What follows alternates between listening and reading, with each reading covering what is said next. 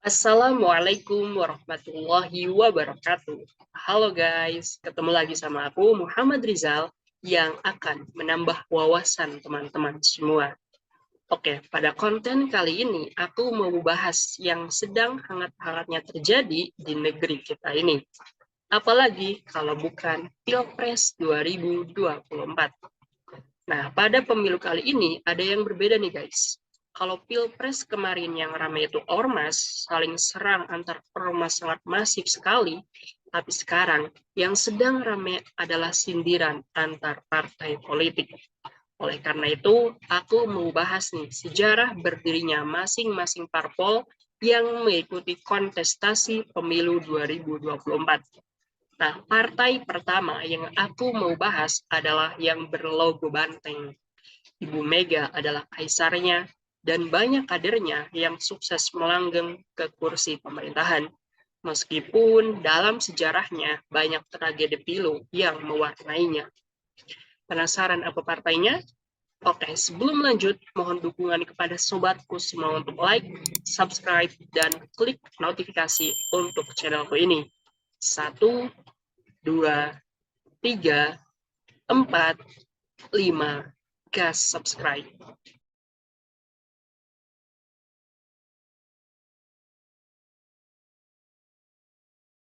Pada awal pemerintahan, Presiden Soeharto menggagas penggabungan atau fursi partai-partai politik yang saat itu jumlahnya cukup banyak.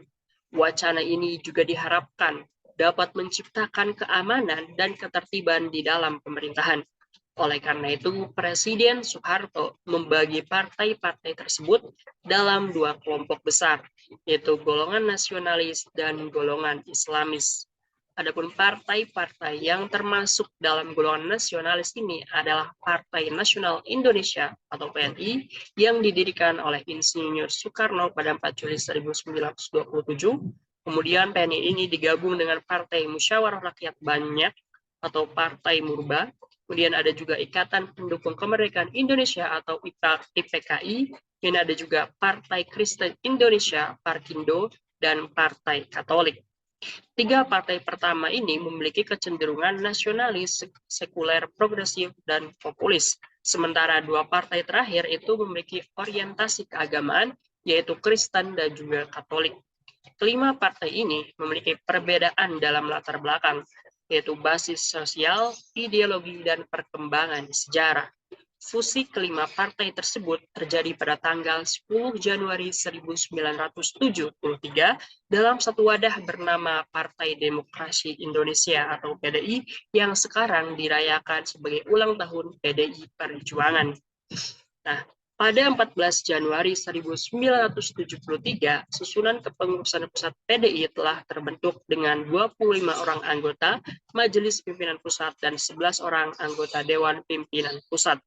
Muhammad Isnaini yang dulunya memimpin PNI didapuk menjadi Ketua Umum DPP PDI dan Sabam Sirait dulunya memimpin Parkindo menjadi Koordinator Sekretaris Jenderal PDI. 2 tahun kemudian, pada tanggal 19 Februari 1975, terjadi perubahan dalam kepengurusan Partai Demokrasi Indonesia, di mana Majelis Pimpinan Pusat menunjuk Sanusi Harja-Dinata sebagai Ketua Umum DPP PDI yang baru menggantikan Muhammad Isnaini yang menduduki jabatan dalam pimpinan MPR DPR. Selain itu, ditunjuk pula Usep Ranu Wijaja untuk menduduki kursi Ketua PDI menggantikan Sonawar Sukowati yang menjadi Menteri Negara Bidang Kesejahteraan Rakyat dalam Kabinet Pembangunan II. Kongres 1 PDI dilaksanakan di Jakarta pada tanggal 12 sampai 13 April 1976 dengan dibuka secara langsung oleh Presiden Soeharto. Dalam Kongres 1 PDI ini, Sanusi Harja-Dinata ditetapkan sebagai Ketua Umum DPP PDI secara aklamasi. Namun dalam Kongres ini juga terjadi beberapa konflik internal antar tokoh elit partai, terutama penggantian Muhammad Isnaini Sonawar Sukowati dengan Sanusi Harja-Dinata Usep Ranu Wijaja. Namun konflik ini dianggap telah selesai setelah Muhammad Isnaini beserta Sunawar Sukawati tidak duduk lagi dalam DPP PDI hasil Kongres. Sampai pada tahun 1978, konflik internal PDI yang bermula dari Kongres 1 masih menggelinding bagai bola panas di dalam tubuh partai. Bahkan konflik ini memunculkan dua kubu nih, antara Isnaini Sunawarwati dengan Sanusi dan Yusuf. Namun pada akhirnya konflik ini dapat mereda setelah mengundang pihak ketiga dan tercapainya kesepakatan. Salah satunya adalah menggabungkan dua kubu yang berseteru dalam satu kepengurusan baru DPP PDI. Hal ini membuat Muhammad Isnaini dan Sunawar Sukawati masuk kembali dalam jajaran ketua DPP PDI. Dan pada tanggal 16 Oktober 1980, Sanusi Harja Adinata secara tiba-tiba mengumumkan untuk mundur dari jabatan Ketua Umum DPP PDI karena alasan kesehatan. Pengumuman ini membuat beberapa anggota partai terkejut, karena sebelumnya tidak ada tanda-tanda Sanusi akan mundur, guys. Apa benar cuma alasan kesehatan atau ada intervensi nih dari pihak lain, guys? Coba komen di bawah. Oke, dan keputusan ini kemudian membuat DPP PDI menyiapkan Kongres 2 PDI untuk memilih ketua umum yang baru. Kongres 2 PDI dilaksanakan di Jakarta pada 13-17 Januari 1981 setelah beberapa kali mengalami perubahan jadwal. Sebelumnya terjadi penolakan terselenggaranya Kongres 2 PDI oleh mereka yang menyebut diri kelompok 4 karena dianggap melanggar ADART PDI. Ketua DPP PDI Muhammad Isnaini membantah tuduhan tersebut, di mana Kongres 2 PDI tetap berjalan dengan terpilihnya Sunawar Sukawati sebagai Ketua Umum DPP PDI yang baru. Sunawar kemudian menarik anggota PDI yang tergabung dalam kelompok 4 dari keanggotaan MPR DPR. Dan pada 18 September 1985 muncul perselisihan nih antara Harjanto Sumodisastro, Ketua PDI, dengan Sunawar Sukawati, Ketua Umum PDI, terkait dengan penyelenggaraan Kongres PDI. Harjanto mendesak DPP PDI untuk menyelenggarakan Kongres pada tahun 86 karena menurut ketentuan ADART, partai harus mengadakan Kongres 5 tahun sekali.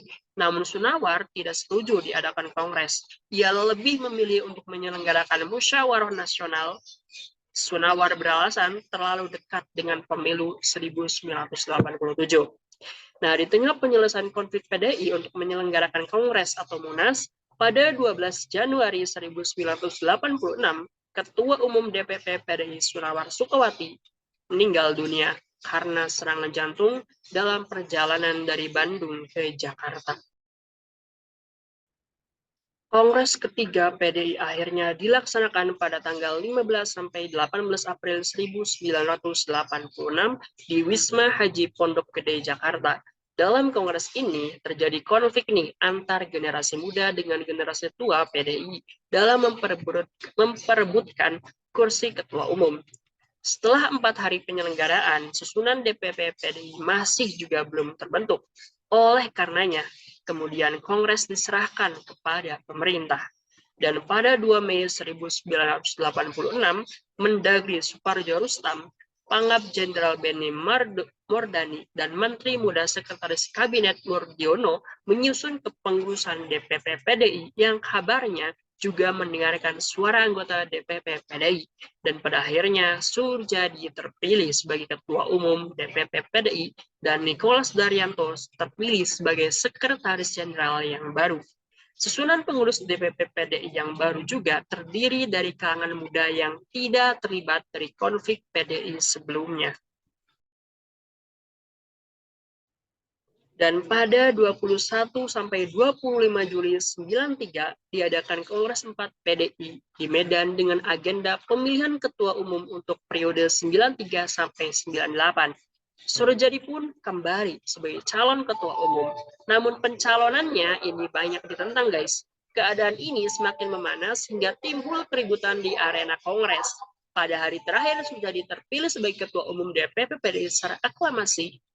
Namun, terpilihnya Surjadi masih belum diterima oleh pemerintah sebelum kedua kubu yang berkonflik saling bersepakat nih Bahkan wakil presiden saja, Bapak Tri Sutrisno yang dijadwalkan untuk menutup Kongres menolak untuk datang. Dan pemerintah menganggap Kongres 4 PDI di Medan itu gagal, sehingga status kepemimpinan DPP PDI adalah kosong atau vakum. Karenanya, Mendagri Yogi SM meminta kepada PDI untuk membentuk Karek-Taker, yaitu lembaga perantara selama masa kevakuman partai. Selama perjalanan partai, PDI terus mengalami perubahan dalam struktur kepemimpinannya. Pada Kongres keempat, Suryadi memimpin partai ini dan saat itu ia dikritik oleh pemerintah pada masa Orde Baru. Penguasa saat itu memiliki keinginan untuk mengakhiri karir Suryadi. Beberapa dosa politik yang dilakukan Suryadi terhadap rezim Orde Baru itu membuatnya harus dihapuskan, seperti halnya para senior sebelumnya. Sangat sadis sekali, guys. Nah, Kongres Medan disiapkan untuk tujuan tersebut. Namun Suryadi memilih untuk melawan. Akibatnya, tubuh partai ini melakukan aklamasi untuk mengembalikan Suryadi ke posisi kepemimpinan. Namun hal ini menimbulkan penentangan yang luas, terutama karena keinginan penguasa yang bergerak ke arah itu. Kontroversi yang terus berlanjut akhirnya ditemukan solusinya melalui penyelenggaraan Kongres luar biasa di Surabaya. Pada tanggal 2 sampai 6 Desember 93, Karetaker PDI mengadakan Kongres luar biasa yang diadakan di Surabaya. Pada KLB ini muncullah sosok Megawati Soekarno Putri sebagai calon ketua umum DPP PDI. Pencalonan Megawati ini banyak ditentang oleh beberapa pihak. Bahkan pemerintah Orde Baru pun juga khawatir apabila Megawati terpilih. Berbagai cara dilakukan untuk menjegal Megawati. Bahkan kemudian menerbitkan larangan mendukung pencalon Megawati Soekarno Putri dalam Kongres luar biasa pada 2 sampai 6 Desember 1993 itu di Asrama Haji Sukolilo, Surabaya, Jawa Timur. Larangan tersebut berbanding terbalik dengan keinginan peserta KLB, kemudian secara de facto Megawati Soekarno Putri dinobatkan sebagai Ketum DPP PDI periode 93 sampai 98. Sehingga pada Musyawarah Nasional 22 sampai 23 Desember 93 di Jakarta, Megawati Soekarno Putri dikukuhkan sebagai Ketua Umum Dewan Pimpinan Pusat PDI secara de jure. Beberapa pihak yang menentang terpilihnya Megawati sebagai Ketua Umum DPP PDI itu mengadakan kongres tandingan di Medan nih guys. Kongres ini tidak direstui oleh kepengurusan Megawati. Namun di lain pihak, pemerintah justru memberikan izin terhadap kongres di Medan tersebut. Karena itu tadi, pemerintah tidak mau Megawati itu memimpin PDI guys. Seperti itu. Dan akhirnya pada 20 Juni 96, para pendukung Megawati Soekarno Putri melakukan unjuk rasa hingga bentrok dengan aparat keamanan yang menjaga Kongres. Kongres ini pun kemudian mengukuhkan Suryadi sebagai Ketua Umum DPP PDI versi Medan. Terpilihnya Suryadi pun juga disetujui oleh pemerintah. Kemudian pada 15 Juli 1996, pemerintah Soeharto mengukuhkan Suryadi sebagai Ketua Umum DPP PDI. Akhirnya pada 27 Juli 96, pendukung Megawati Soekarno Putri menggelar mimbar demokrasi di halaman kantor DPP PDI, Jalan Diponegoro nomor 58 Jakarta Pusat. Kemudian muncul nih rombongan berkaus merah kubu Suryadi. Kemudian terjadi bentrok dengan kubu Megawati Soekarno Putri. Peristiwa tersebut dikenal dengan kerusuhan 27 Juli atau disingkat menjadi peristiwa Kuda Tuli. Setelah peristiwa tersebut, PDI di bawah pimpinan Suryadi hanya memperoleh 11 kursi DPR karena pemerintahan Soeharto lengser pada reformasi 98 dan PDI di bawah pimpinan Megawati Soekarno Putri semakin kuat guys dan ditetapkan sebagai Ketua Umum DPP PDI periode 98 sampai 2003 pada Kongres kelima di Denpasar, Bali. Kongres PDI pimpinan Megawati diadakan di Bali setelah mendapatkan izin dari Menhan Kam atau Pangap Jenderal Wiranto Kongres ini sebagai jalan untuk mengukuhkan kepemimpinan Megawati di dalam partai berlambang banteng ini dan mendeklarasikan Megawati sebagai calon presiden dalam pemilu 99. Selain itu, Kongres memunculkan wacana nih untuk mengganti nama dan lambang PDI sesuai dengan peraturan untuk ikut dalam pemilu. Megawati Soekarno Putri kemudian mengubah nama PDI menjadi PDI Perjuangan atau disingkat PDIP pada 1 Februari 99 agar dapat mengikuti pemilu. Nama tersebut disahkan oleh Notaris Rahmat Syamsul Rizal dan kemudian dideklarasikan pada 14 Februari 99 di Istora Senayan, Jakarta. PDI Perjuangan melakukan Kongres 1 pada 27 Maret sampai 1 April 2000 di Hotel Patra Jasa, Semarang, Jawa Tengah. Kongres tersebut menghasilkan keputusan Megawati Soekarno Putri sebagai Ketua Umum DPP PDIP periode 2000 sampai 2005. Dan pada Kongres 4 PDIP di Bali pada 8 sampai 12 April 2015, Megawati Soekarno Putri kembali dikukuhkan sebagai Ketua Umum PDIP periode 2015 sampai 2020. Adapun logo PDIP yang terdiri dari sebuah gambar banteng hitam dengan moncong putih di dalam lingkaran berwarna merah dengan garis-garis hitam dan putih, logo ini memiliki makna sebagai berikut nih guys. Pertama, banteng dengan tanduk yang kuat melambangkan kekuatan rakyat dan dedikasi dalam memperjuangkan kepentingan rakyat. Kemudian 2, warna dasar merah melambangkan keberanian dalam mengambil risiko demi memperjuangkan kebenaran dan keadilan bagi rakyat. Kemudian ada mata merah dengan pandangan tajam melambangkan kewaspadaan terhadap ancaman dalam perjuangan. Kemudian moncong putih melambangkan kepercayaan dan komitmen dalam memperjuangkan keadilan dan kebenaran. Kemudian ada lingkaran merah melambangkan tekad yang bulat dan perjuangan yang terus-menerus tanpa hentinya. Sidang paripurna MPR dengan agenda pemilihan presiden dan wakil presiden masa jabatan 99 sampai 2004. Dalam sidang tersebut, nama Megawati dijagokan untuk terpilih sebagai presiden, mengingat banyaknya anggota PDI Perjuangan yang duduk di parlemen. Namun, pada akhirnya Abdurrahman Wahidlah atau yang biasa disapa Gus Dur terpilih sebagai presiden menggantikan B.J. Habibie dan Megawati menduduki jabatan sebagai wakil presiden. Hasil ini membuat beberapa simpatisan PDI Perjuangan kecewa dan marah. Namun Megawati mampu menenangkannya. Akhirnya, pada 23 Juli 2001, Presiden Abdurrahman Wahid diberhentikan dari jabatannya oleh MPR setelah ia mengeluarkan dekret untuk membekukan lembaga parlemen tersebut. Hal ini membuat Megawati Soekarno Putri naik sebagai presiden periode 2001 sampai 2004 dengan didampingi oleh wakil presidennya yaitu Hamzah Has dari Partai Persatuan Pembangunan. Dalam pemilu legislatif 2004, PDI Perjuangan memperoleh suara yang paling banyak nih guys, yaitu sekitar 28.000 suara mengungguli partai-partai lainnya. Kemudian pemilihan presiden tahun 2004 yang untuk pertama kali dipilih oleh rakyat secara langsung menampilkan 5 pasangan calon presiden dan wakil presiden. Pada pemilu ini, PDI Perjuangan mengajukan Megawati untuk maju kembali sebagai calon presiden dengan didampingi oleh Hashim Muzadi.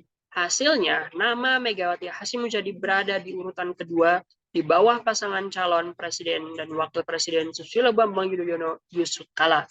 Karena calon pasangan masih belum memenuhi persyaratan terpilih menjadi presiden dan wakil presiden, 2 pasangan teratas akan dipilih kembali dalam pemilu presiden putaran kedua.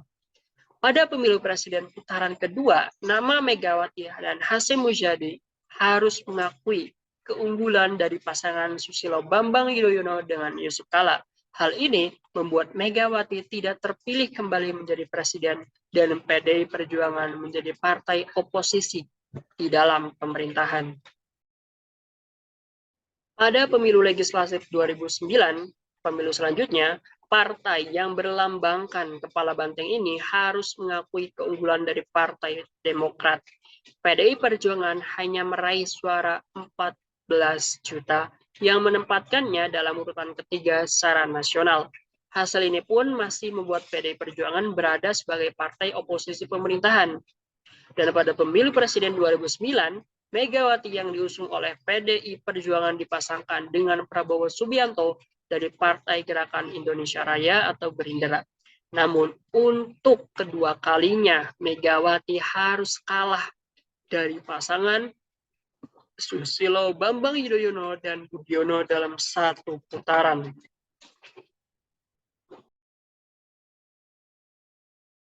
Dan pada pemilu legislatif untuk periode jabatan 2014-2019 membuahkan hasil yang cukup signifikan bagi PDI Perjuangan.